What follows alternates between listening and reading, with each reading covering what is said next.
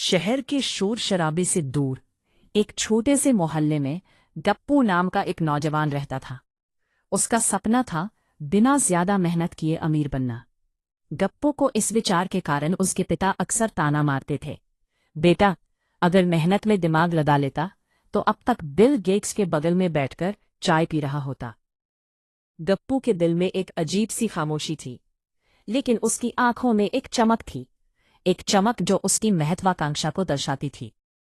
एक दिन उसने अखबार में एक विज्ञापन देखा। एक प्रतिष्ठित कंपनी को प्रोफेशनल स्लीपर सोने वाला चाहिए। काम बस दिन भर एयर कंडीशन रूम में सोकर ये बताना है कि गद्दा कितना आरामदायक है। वेतन 50,000 प्रति महीना। गप्पू की आंखें चमक उठीं। उसने सोचा, ये तो मेरी जन्मजात कला है।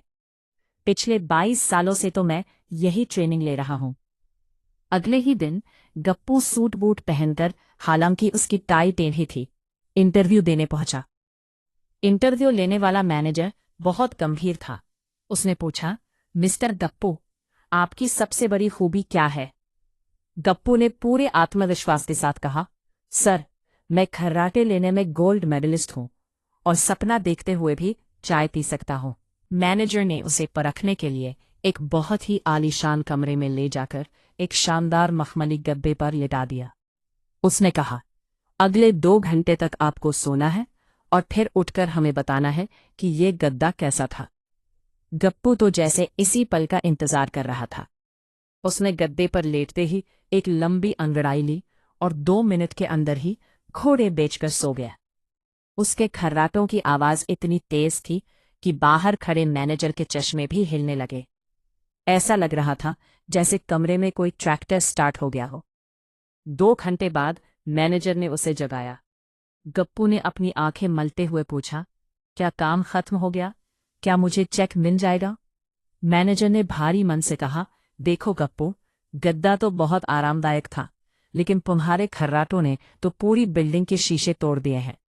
तुम्हें नौकरी पर तो नहीं रख सकते, लेकिन तुम्हें ध्वनि प्रदूषण नियंत्रण विभाग में जरूर भेज सकते हैं।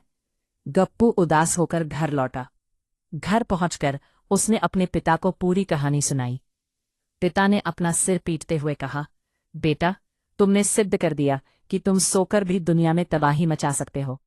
चलो अब जाकर आलू छीलने में मदद करो।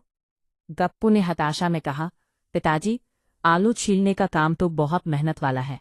क्या इसके लिए कोई सोफे पर बैठकर वीडियो गेम खेलने वाली नौकरी नहीं मिल सकती? उस दिन के बाद से गप्पू आज भी उस परफेक्ट नौकरी की तलाश में है, जहां सोने के साथ साथ उसे खर्राटे लेने के लिए एक्स्ट्रा बोनस भी मिले।